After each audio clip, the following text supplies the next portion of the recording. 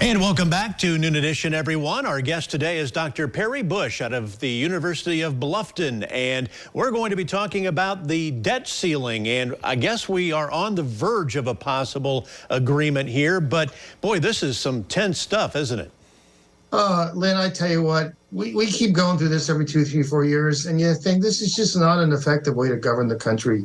I mean, just to remind viewers, the debt ceiling is a cap on the total amount of money the federal government's allowed to borrow. And Congress, of course, in the Constitution, okays all funding. And it's a separate vote that Congress schedules to allow the government to borrow money. And so it used to be this was routine. I mean, in Reagan years, members of Congress voted to raise the debt limit 18 times. George Bush's Treasury Secretary. There was one guy who voted not to raise the debt limit for one reason or another, one member of Congress, and Bush's Treasury Secretary called him a, quote, economic terrorist. But now we're seeing, I guess the Congress is potentially full of economic terrorists because we are going to the brink now routinely when this used to just go right through. And I'm hoping that viewers are aware that they're playing with really high stakes. What could happen if the government goes in default is really scary. I mean, 60 million Americans are dependent on Social Security checks. They get Social Security checks. It's possible those could be cut off. We could be plunged into a huge, not just national recession, but a global recession. Federal workers could be furloughed.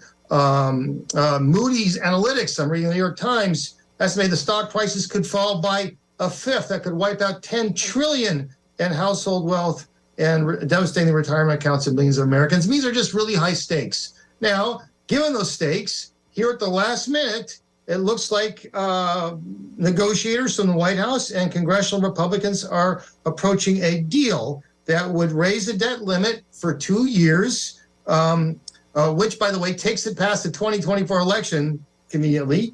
And it would impose strict caps on the kind of discretionary spending that Washington can do that is excluding, of course, military and veterans.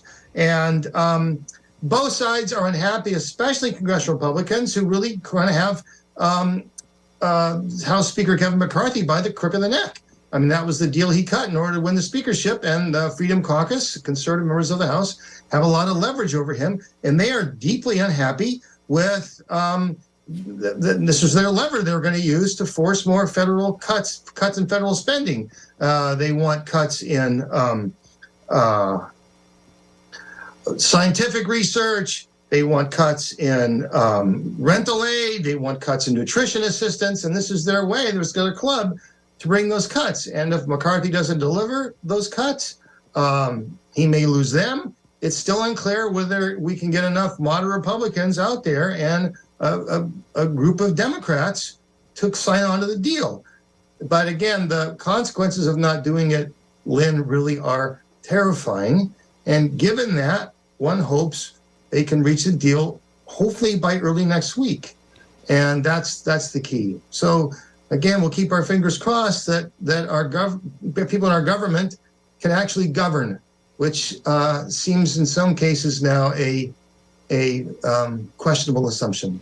We are down inside of our last 45 seconds together here, but it wasn't that long ago that we went through this, and we are just now finally seeing our personal IRAs and our retirement accounts come back to life. For those who are reaching retirement age, this is kind of a doomsday event. You know, it's frightening for all of us. It's frightening for me. I was putting in an email preparing for this. I was putting an email to my financial advisor going, look, can I protect my funds somehow from this? My retirement guy. It's really scary. And again, it's the hypocrisy here, Lynn, really is thick. It's hard to take these claims that we're all worried about the exploding federal deficit real seriously. In Trump's administration, the federal deficit increased by the federal deficit increased by $5 trillion.